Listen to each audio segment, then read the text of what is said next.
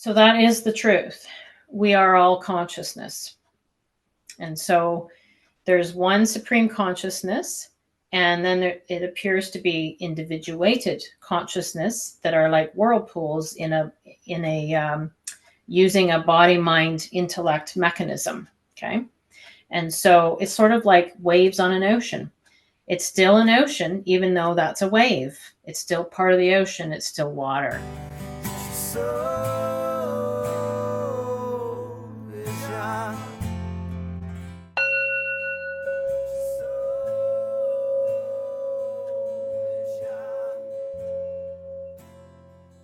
I'd like to welcome everybody today to the show. Today I have Laurie Jane Nevin that's joining me, and I'm super excited and extremely grateful. And Laurie, you know I am, to have you here. I'm really happy to bring our conversation to the world the best way we're going to. And like I had with my friend Derek that was on in the first podcast, there's a good chance the conversation will go in a different direction as soon as I think it's going in a certain direction. First, I'll say thanks for coming on the show. And I want to say thanks for having me. Oh my gosh, thank you. It's amazing. So, we've talked about this before, so it's really cool that it's happening. Yeah, you're probably one of the only people, or one of very few, that I mentioned about the podcast idea when I was first thinking about it. I mean, I have been thinking about it for a long time, but you were one of the first people that I verbalized it in this world that that I wanted to do something like this. So I'm really appreciative that I really am truly appreciative that you're here, and I'm appreciative that you agreed to come on and talk to me because you have a big personality and a big heart, and I'm just very grateful that you're here. Aw, I'm so inspired. I love it. I love it. It's perfect. So, what I wanted to know first is I usually right away ask a little bit about your work before we get into the conversation. And I noticed that you're with the Pathways of Light, and that has to do with what is called A Course in Miracles.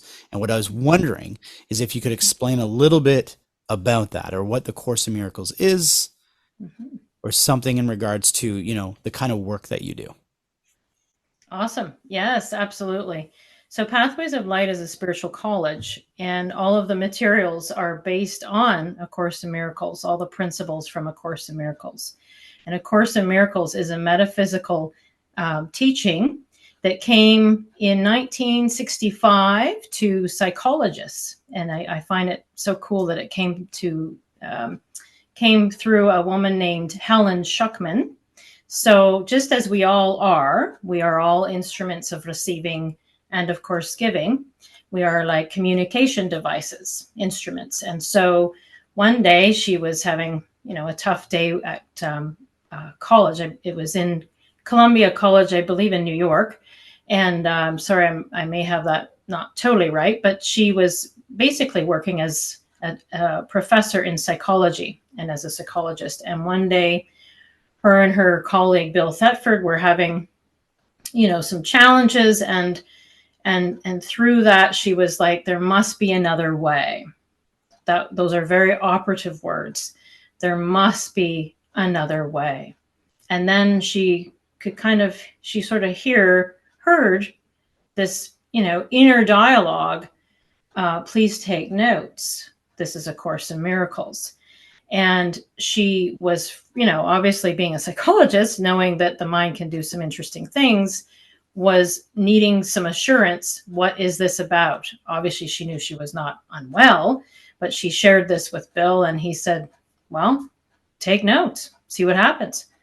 And lo and behold, A Course in Miracles came, which took 7 years to develop. Didn't just come. It's a very intense, almost Shakespearean in its iambic pentameter, the way that it flows. It's very Shakespearean and very poetic. I personally call it a portal. I call it a love letter from Christ.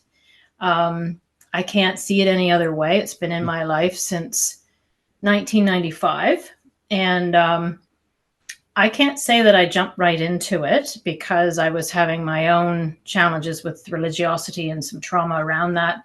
And so I didn't like the language at first, so I actually gave it away a lot. And it kept coming on back. It just kept coming back. So around 2012, I got quite serious with it. It has a workbook. So it's divided into 3 parts. The first part is text, which substantiates everything. Then you have the workbook, which to me is a must because it's 365 lessons that literally are imbued with spirit and are literally helping heal the mind. It is a mind training program. It is not anywhere near a religion. In fact, it corrects the mind. And the last is a manual for teachers. Anyone can be a teacher. We actually all are teachers naturally. We are ministering to each other. We are always demonstrating what we value. So how you operate in your life is teaching others what you value. So you don't have to go and sign up to be a teacher. All you need is willingness. So it's not the same as like a Bible. It's different. Not at all. Okay. Yes. So it's like a tool that you use, or like a metaphysical tool is a very good way of putting it. Okay. But again, I find it so organic. It's so alive that every time I go to it, and I go to it basically daily because it's like I have a relationship with it. I can't call it a book. When I hear someone say, "Oh yeah, I read that book," I think, nope, you didn't. Right. Because it's important that you live it. It's a living testament. It's like it's a living organic piece of literature that even if you don't understand it, because most minds won't initially, it's undoing the ego mind, and the ego mind loves information. So it will get in there like Pac-Man and like get all kinds of information, and might become spiritualized too, which is a bit of a risk because the ego gets a bit spiritualized. But as it's going through the program, as it's doing and applying the lessons, it literally is coming to its demise because all of the erroneous thinking and the misperceptions are being undone. Okay. So a little bit from what I'm getting with this is, I've studied and looked at the power of our mind and all how we're kind of brainwashed from childhood. And as we get older, we have to learn how to undo a lot of the things that we've been taught in order to, either become more successful or just be happier in life or to let go of things. So kind of similar because it sounds like something that helps you kind of work on yourself. I would assume it's like it's basically a self realization. So there's self-improvement programs, and that's not necessarily bad or good, but this is definitely a self-realization. Okay. There's a difference. So self-improvement is still building perhaps the ego self, the character self is, going through improvements. That's not necessarily a bad thing. Self-realization is a capital S, where you're coming more into God realization. So you're now experiencing what's called enlightenment, and you're experiencing self-inquiry. Who am I? Know thyself. Those are very important questions when it comes to self-realization, God realization. So it's waking up out of what you thought you were to accept what you are, because you don't ever have to acquire what you are. That's the reckoning, is that you don't have to acquire what you already are. You're that. But because of indoctrination or domestication, you've been believing in something that you're not and giving it way more interest and attention than being what you are. So in a way, it's as if we have forgotten who we truly are, and this is a way to awaken ourselves again. Yes. Okay. You got and it. So that Course in Miracles, you use that in your daily work. right? And so that's the kind of work that you do. You work with people or work Yeah. in, yeah. I Okay. guess my title.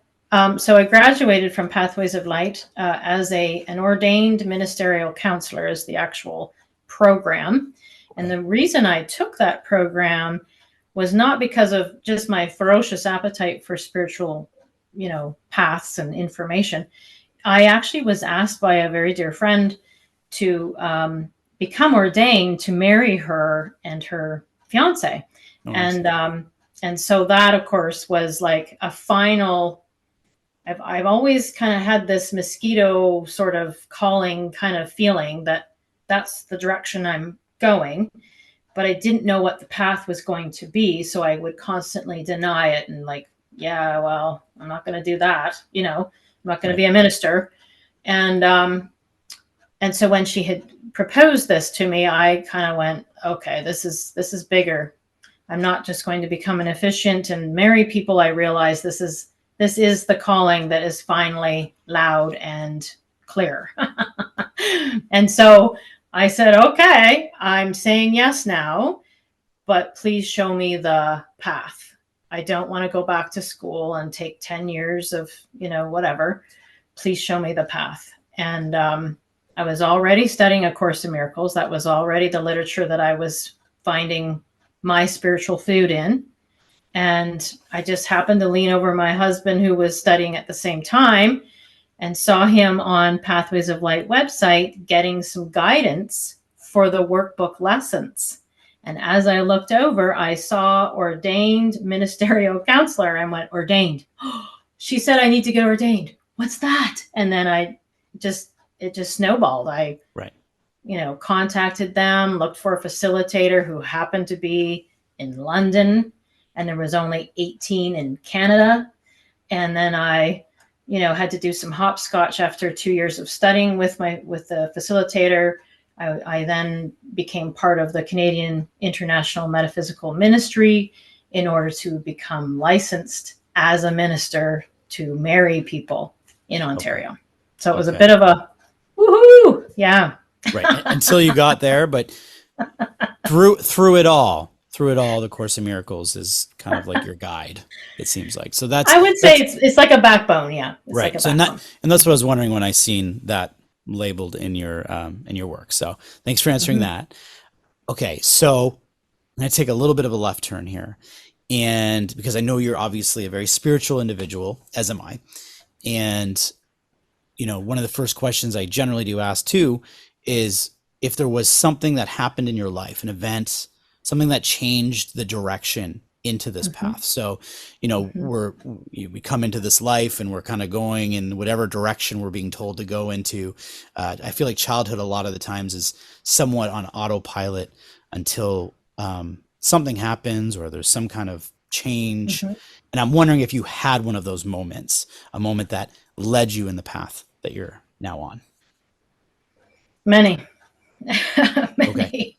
I would say, so yes, you're absolutely right. When for me, childhood was, it certainly had its joys as being a child, but I also had a tremendous amount of turbulence as well. And the turbulence I would consider very catalytic. I ended up having a complete mental explosion. It felt like an explosion. We can call it a breakdown, which I now see as a breakthrough at age 19. So I was just about to go to university, and everything imploded and exploded. Everything. It was like the bottom just emptied out. No foundation. The world suddenly did not appear as I thought it did. Everything was in question. I didn't know where I was or which way was up, which way was down. Speaking with spirit, for sure, I felt like I was in the spiritual realm. In fact, I was more identifying with the essence of everything as opposed to the form. And so that's why I didn't have much of a ground, because I was really everything. I was everything. So it wasn't just about this character anymore. It was everything. So it was quite an explosion and an implosion. And I mean, I had 3 months at age 19, not able to go into university for the first semester. But, you know, the adage was mind over matter, get back on that horse, you're going to university. Right. And so I tried my best to do that. But everything that I thought was real was no longer real. So really had a tough time with, you know, thinking that science meant anything, or the program. I wasn't interested in anything anymore because I was so lost, like hugely lost. So that perpetuated an entire series of episodes, which I call Dark Nights of the Soul. And one of those Dark Nights of the Soul took me right into experiencing myself as consciousness, because I attempted to leave. I was in deep despair and didn't feel like I could continue this life with such suffering. And I'll tell you that certainly did a number, because I just realized I'm not this. This is a character. This is my costume. I'm here with you. But it's like a mental movie. So I realized that without this body mind, and I can meditate and actually get beyond the body mind, just like a lot of people that meditate, you realize that this isn't really the whole picture. So everything expanded for me. It really expanded. Yeah. Okay, so it seems that even before you got to that point, when you're about 19, you, in a way, were already experiencing that we were more than what we're all typically led to believe here in the physical. So something triggered and changed your whole perspective on things around us, right? Yes. Yeah. Touching on that for a moment, I did have a moment one time, and I'll never forget it, where I was going for a walk through a forest, and I was going through a lot of changes in my own life. This is years ago. And I realized, just out of nowhere, I just realized that the trees around me were one with me. Like I was part of it and it was part of me. And I was by myself. It was in the middle of the day, and I'll never forget it, because I was walking, and I felt close to the trees, this particular tree and the forest and the nature around me. And I became emotional about it. I started becoming really emotional. Yeah. And then I went, whoa, what does this mean? Like, what? That doesn't make any sense. Like, I gotta get back home. And I walked home, but it made an impact on me, because I didn't know why I felt that way. And through the years of, watching people's NDEs and have people who've come, close to death or having spiritual experiences, and realizing that everything is everything is energy, everything is God, everything is part of us. Start to learn this. So then I kind of made sense of it. I went, oh, okay. So in that one moment, I forgot, maybe for a moment, that I'm Joe, this body, and I was part of something bigger, and somehow I was communicating with the nature, but not really knowing. We weren't saying anything. We were just at ease with each other, with everything. Now, I haven't actually told anybody that story. That's the first time I mentioned it. So now it's for everyone to see. Woohoo! Yes, right on. But it was an experience. It was something that I couldn't really wrap my head around. And some days I kind of question it, and then I go, but I think it makes sense, because if we're all energy, why was the tree probably has more experience than me? It's been around longer. So I don't know. There was just this connection, this deeper connection that I felt. So it sounds like you went through that around 19. For whatever reason that happened. My whole 20s, my entire 20s. Yeah. I now realize through my, incredible determination to seek the truth, because that's what it just ramped up my desire to know the truth. my relationship with Source has become deeply intimate. And I'm home when I sit still and go quiet. I love putting out like a blanket over me and I go quiet. Sometimes I might have a little bit of music, but just going within and being quiet and being still and having no thought, I'm home. So as a result, I now feel that I'm home within all the time and I can make myself home anywhere. I'm helping some friends with their feline right now. I'm fur babysitting and I feel totally at home. I just came off of a cruise and I felt totally at home. I can be across the world and I'm at home. So home is no longer the misperception that I have to, get out of this meat suit and die and go beyond the clouds and boom, I'm in heaven and I'm home. That doesn't fit for me now.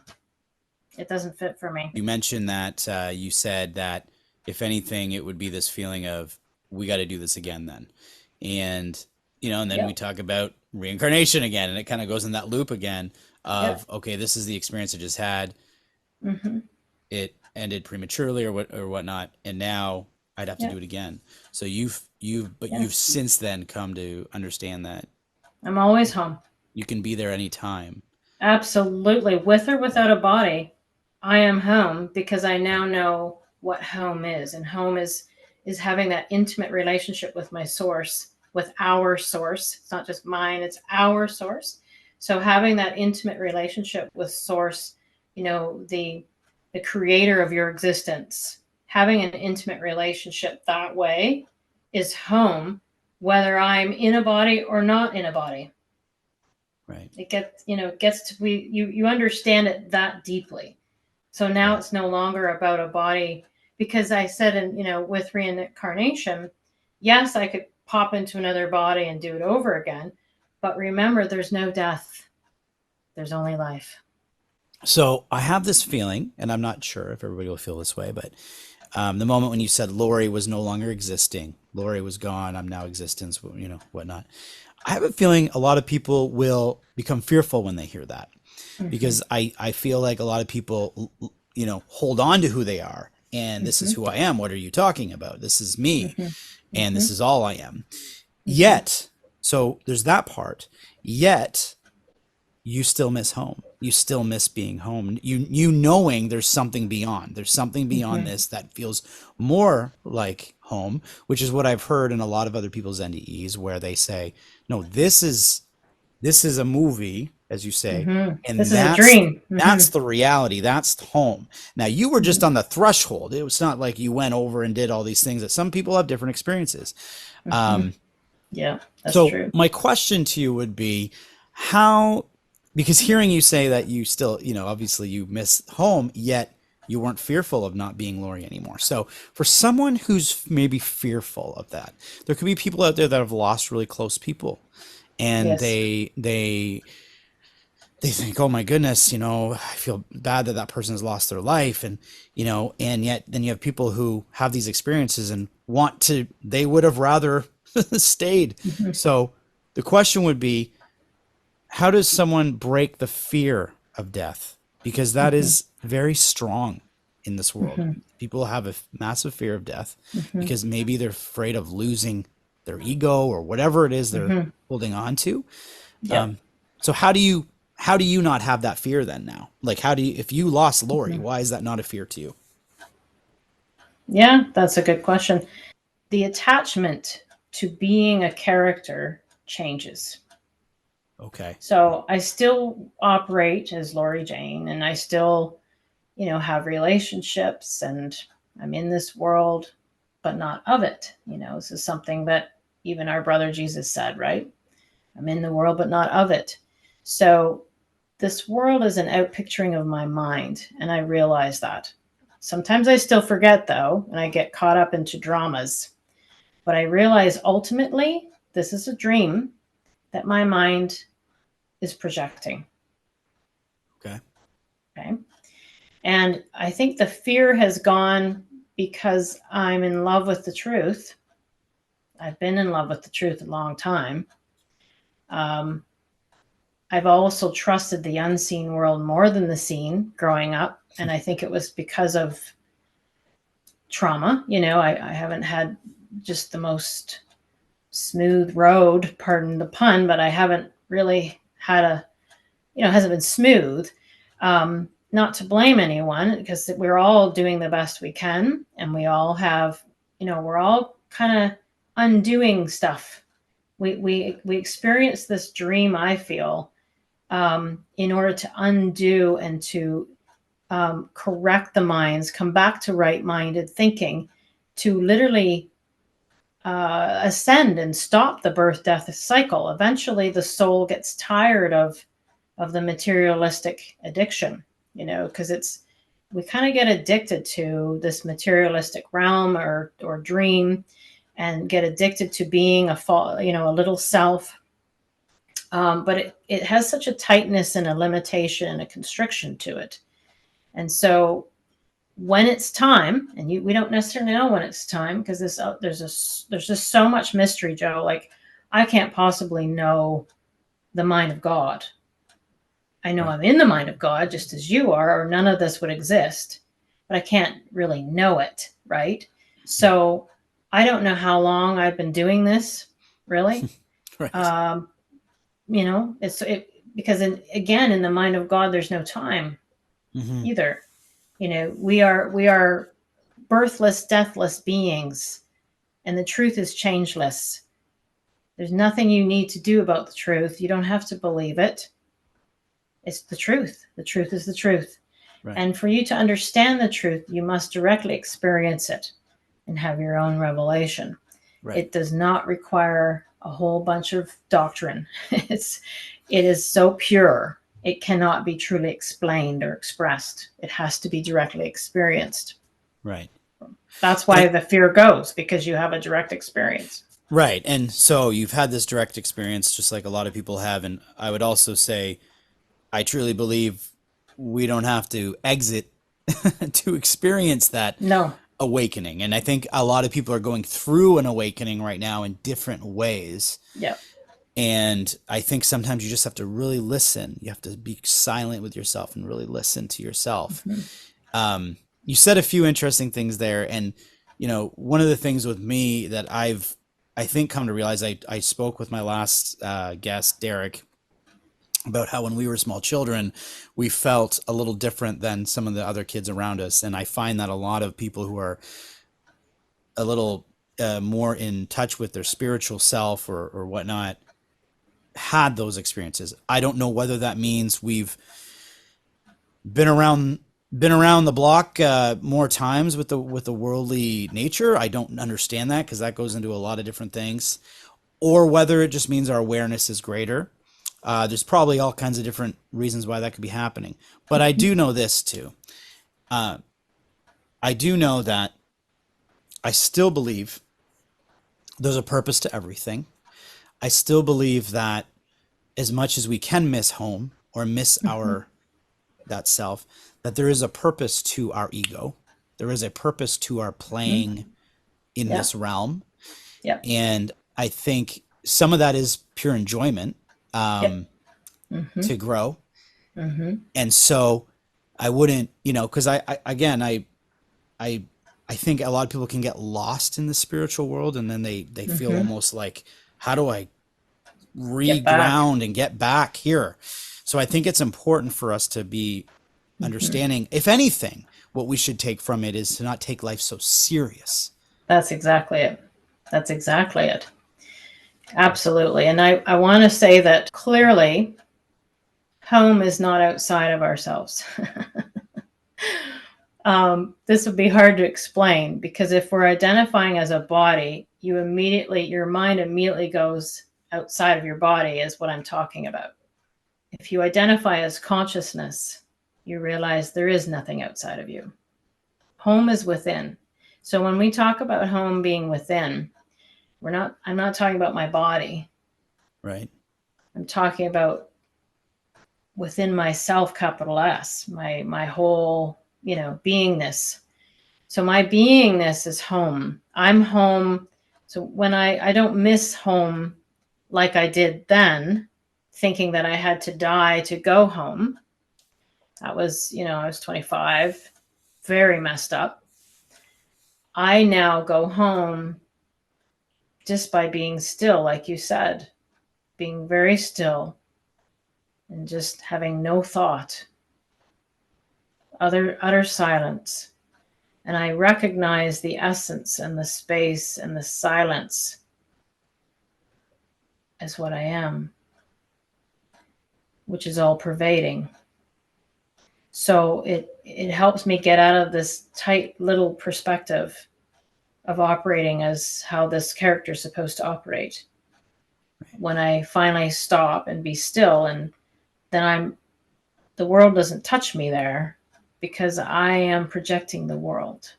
So when I decide to stop, the world just can keep on going because everybody's projecting. So it's like we have a collective agreement, Mm-hmm. And that's why it's so essential right now, when it seems like many minds have gone off the rails, that we need to come back to base, come back to realizing that we do have power. In fact, we have more power than we're really caring to accept. Right. We're more afraid of the power we have Mm-hmm. than our weaknesses.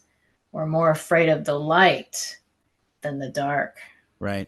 And that corresponds with so many teachings. That corresponds with the law of attraction. That corresponds with, right? Because if you believe something, enough, like we do have power in our self.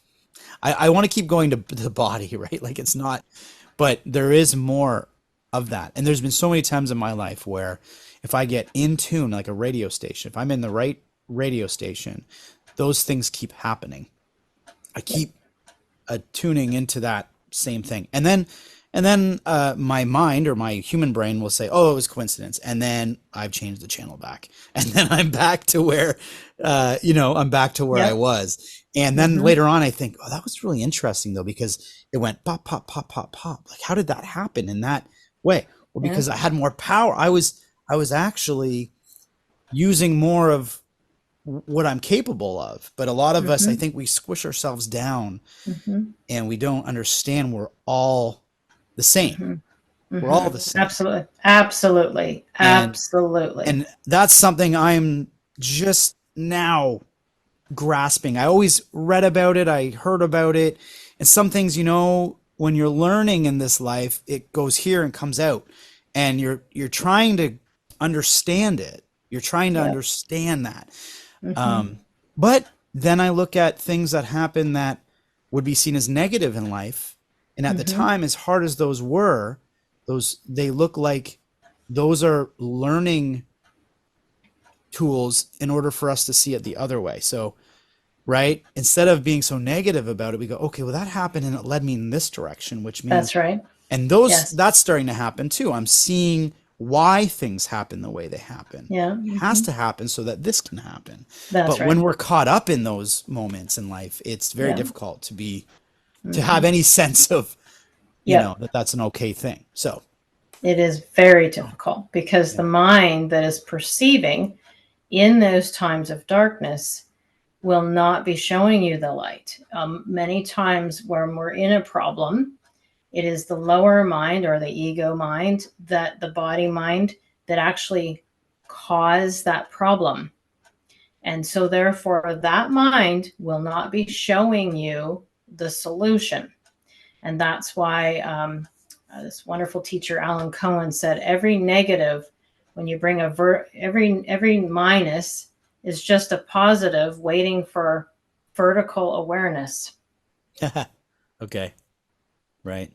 Okay, so the mind that has brought the minus, or seems like it's brought the minus, won't be the mind that brings the positive. And that's why, checking within and communing and asking holy self, higher self, coming from a higher perspective, all of a sudden you see the dawning and you see that it meant something and that it had to happen in order to lead to such and such, you will only get that from a higher perspective.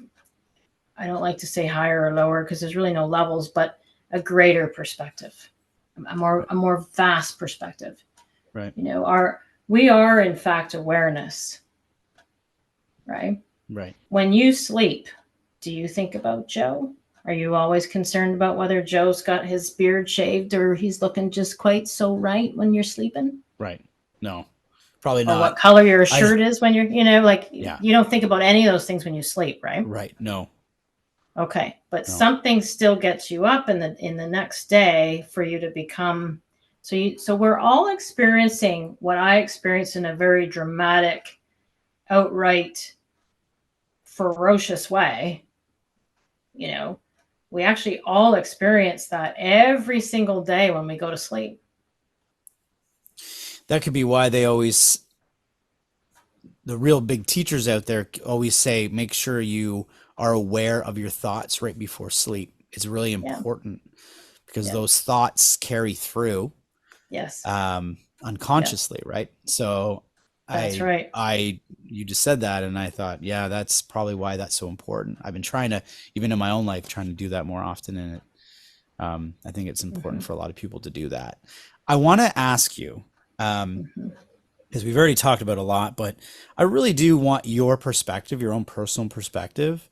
And this doesn't mean, like you said, whether someone's a guru or not, it doesn't, none of us know exactly everything, but in your own perspective, from your own beliefs or whatever you feel is right, what do you believe in the idea of reincarnation? So actually it's in the Course in Miracles as well, in the manual for teachers. And one thing that Christ consciousness is really coming through on that is it's not good or bad. So I don't believe it's good or bad either. I definitely have felt like an old soul in terms of I've done this before, this being human experience. Right. So the point is there's one life appearing as many. And so there may be many costumes, and we've all tried on just about every costume, I bet. So it's not so much about the lives that matter so much in terms of, you can get some cool wisdom out of those stories. But the real benefit of reincarnation is to realize eternal life and that there's only life.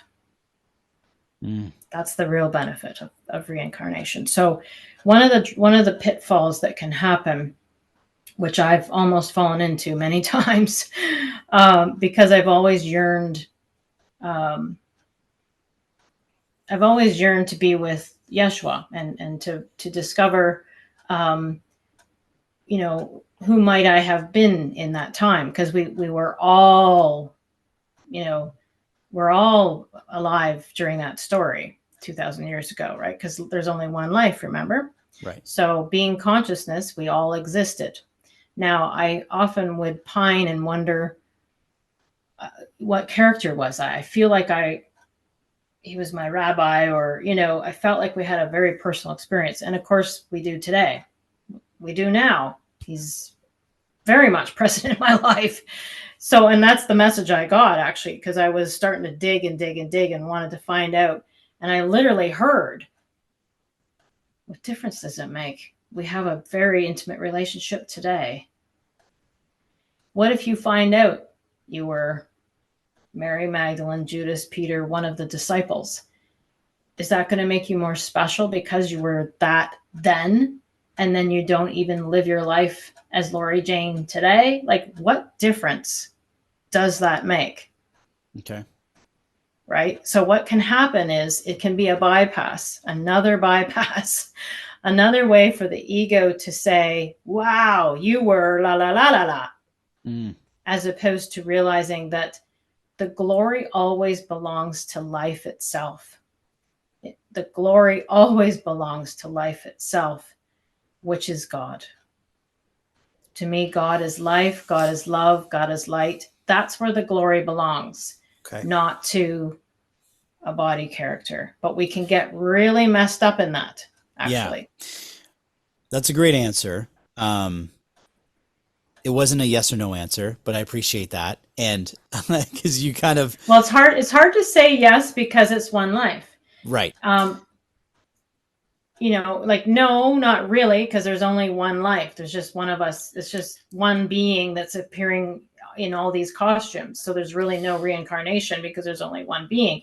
On the other hand, yes, there's a bunch of individuated appearing lives, right? right. So, yeah. Okay. No, perfect. And again, it can, that question you could do a whole podcast on, because that question alone could talk Big about, one. well, what is time? Does time exist?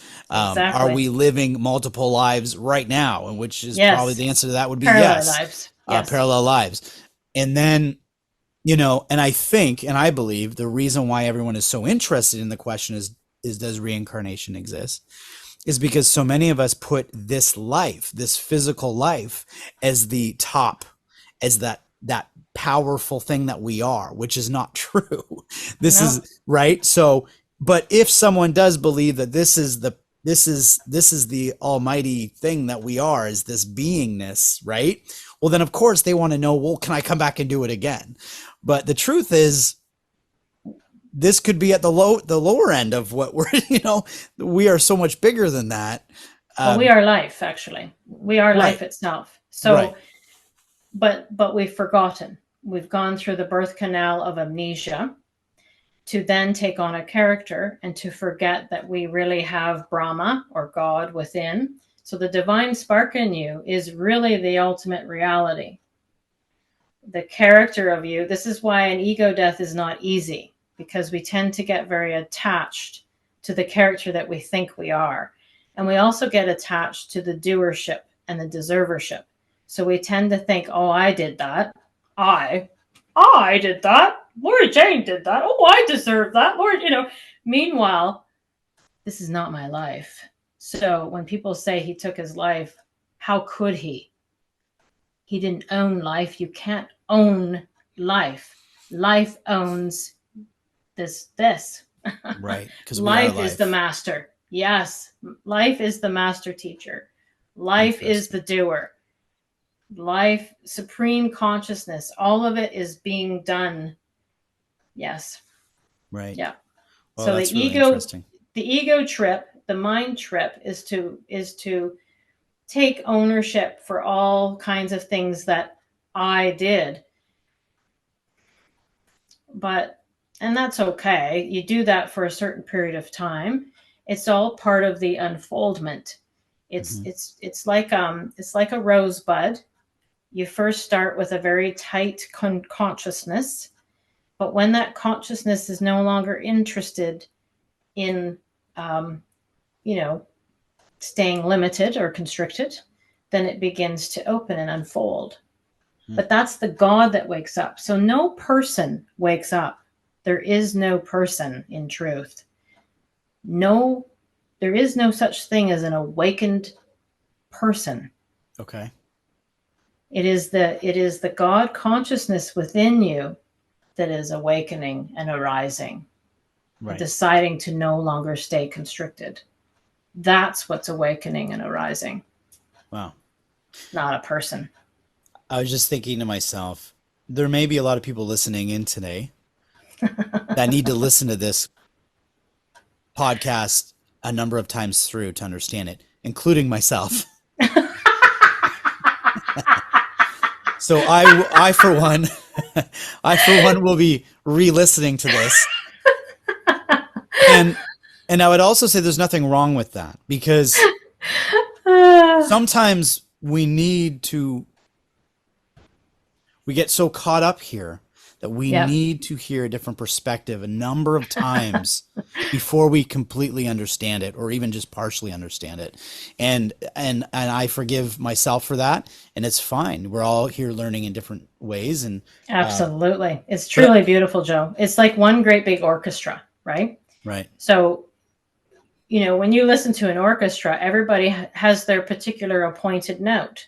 Like all of a sudden it's time for the trumpet. Wow. It's time for the drum. It's time for the violin. Okay. Same thing as we're all the same. We are basically God's orchestra. It's one great big cosmic theater, or one great big cosmic garden.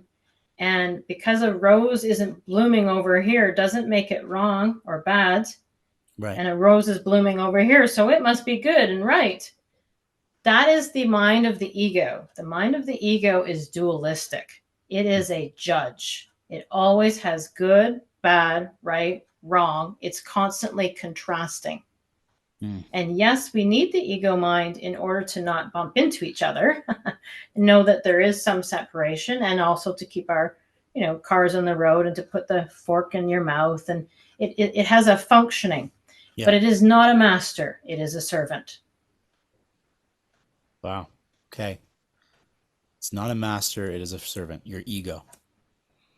Not a master. So it is a servant to your higher self. Yes. And I believe that that's something that every person has to continuously work to evolve to. Yes. Because from birth, it feels the other way around. We kind of get lost in it's the other way around. So trying to change that over, and that leads to ego death, knowing that we have more control over it than we believe. So that's great. Well, it's one great big love affair. It's one great big love affair. It's a divine love affair. So think about it. How does God, being all that is, know itself? How does it get to know itself? How does it get to enjoy itself? How can life experience itself? Through relativity. Which is what we are. Which is what this whole, it's like a cosmic play. Right. Yeah. And that's how we continue to evolve in a bigger space. So, okay.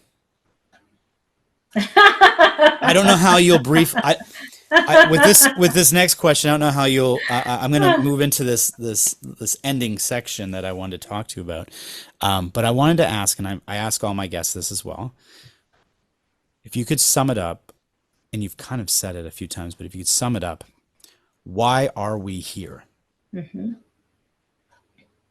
Well, that is I'm not going to be able to really answer that. If I answer that, I might have to watch myself leave this building.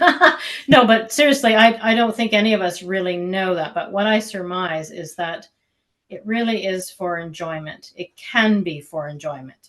So we are basically existence, choosing to have a human experience. And you've heard me say this many times, that we are divine beings first and foremost, choosing to have a human experience. And I've seen it even in other ways. Pierre Teilhard, I'm sorry, I'm not saying his last name properly, but I've seen him say in his quote that we are divine beings, spiritual beings, immersed, not just choosing, but also immersed in a human experience. So we're not human. We're having a human experience, but we can be all of it. We can be equally divine and equally human and enjoy it and have an enjoyment out of it, have a divine love affair with it. But we can also use it to be guilty. We can use it to actually hide. In the Course, it refers to this being a dream. It was a tiny mad idea that entered the mind of God. It was like an idea, an insane idea, because we can never be separate from what is. We cannot. If we are, we don't exist. You can't be separate from existence. But the thought is so strong because the power of God has a very strong thought. So that thought arises, and we remembered not to laugh. It says in the text, we remembered not to laugh. We didn't forget to laugh, because that would make us victims and very weak, and that we did this by mistake. We remember not to laugh means we chose. Therefore, we consciously take responsibility for experiencing what we choose. Therefore, the power is still within us. We didn't give power away to suddenly mistakenly dream. We still have power because we chose. Therefore, that's good news. We can now choose to remember. Mm. We can choose to laugh and remember. Right. We are spiritual beings having a human experience, right? And I've heard that. And we get lost the other way, where we're humans with a spirit, but we're actually spiritual beings having a human experience. Right? Yeah, that body and this body is in our mind. We've projected this. So this isn't real. It's I'm not real. I don't exist. Well, it's like a hologram. It's like a Okay. hologram, and very virtual. So we often want to say that the mind. So even during all the years that I received treatment in my 20s, treating the mind was basically treating the brain chemically. But all of this is actually in my mind. So my mind is now much more healthy during my real divine practice, right, to help me recognize what I am, to realize what I am, has been the most tremendous healing. It's divine healing. To finally know thyself, that's really the key. Because when we're stuck in an identity crisis and we constantly personalize everything we go through, it's suffering. I suffer when I personalize something. So if I'm offended, if I find that, the ego suddenly took over, I got tired, I got worn out, whatever reason, the ego suddenly took over, and then I personalize something, I'm in trouble, because all of a sudden I'm not responding like a divine being. Are you kidding? Right. You're going to see the Black Panther all of a sudden. Right. I'm ready to pounce, and I'm ready to tell you right what to do. And that's that side. That's that if that's not tame, if that's not seen for what it is, it continues to wreak havoc. And you see it all over the place. So most people that identify as these bodies aren't able to have a greater perspective.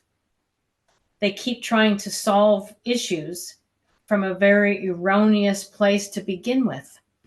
Okay. Interesting. So you're talking about people whose egos have taken over. Oh, yeah. The ego is just taking over. Their egos are poor masters. They're great Right. servants, but they're poor masters. Right. And the interesting thing is, too, it doesn't matter how divine we become or try to become, or we don't have to become. Right. Or, sorry, the awareness, I guess, of who we are, as we become more aware of it. Yeah. There's always a moment where the human comes back. You get cut off on the road. Oh, yeah. You're driving, and you go, "Oh, right, I'm human." That's right.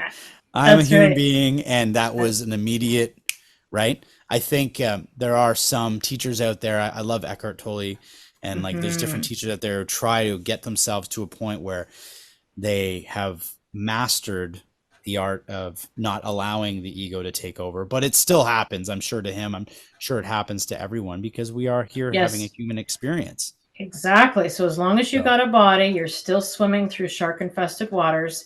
Right. The point is, you need to know what's real versus unreal, which is called discernment and discrimination. In the course, if you were to open up the course, the first statement near the beginning, nothing real can be threatened. Nothing unreal exists. Herein lies the peace of God.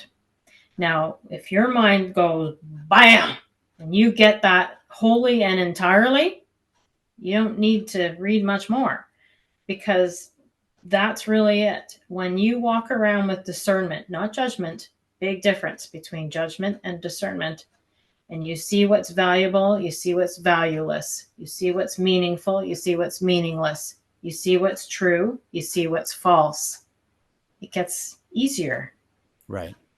Okay, I like that. That's great. If you had a final message or word of wisdom to people, just about maybe life or anything you'd like to share, what would it be? Know thyself. Ask the question. Ask, who am I? When you hear that critic and that inner terrorizer, that's in the mind that criticizes and judges and rah, rah, rah, rah, rah. Ask, who is that? Who says that? Who am I? What is that voice? Start questioning those thoughts. The most dangerous thought is the one that's not questioned. Is there anywhere people can find you? Do you do anything else outside of this right now? I know that you said you were on another podcast, but have you grown in your social media presence at all, or is there anywhere people Not, can I find more haven't. information on you?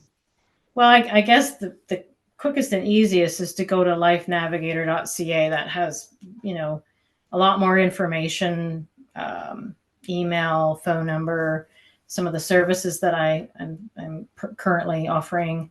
Yeah, lifenavigator.ca is probably the easiest. Okay, perfect. Well, I'll put that in. But I'm really happy that you come on and shared your thoughts. And like I said, I'm sure you know, just like I'm saying, there's a lot more things we could talk about. Oh yeah, but But it's yeah. I Yeah. think we've summed up a lot of it, and we'll find some more time to do that. But thanks so much, Laurie. I Thank really you, Joe. that was great, and I'm happy the direction it went. So I'm going to say to everybody that's been listening in, thanks for listening in again to Soul Inspired with Joe Borowski. Keep following, keep listening for more interesting stories. And if you have an interesting story, reach out to me, and I'd be happy to talk to you to see if you could be a future guest on one of our shows. So until next time, I'll see you next time. Thanks again, Laurie. Thank you. So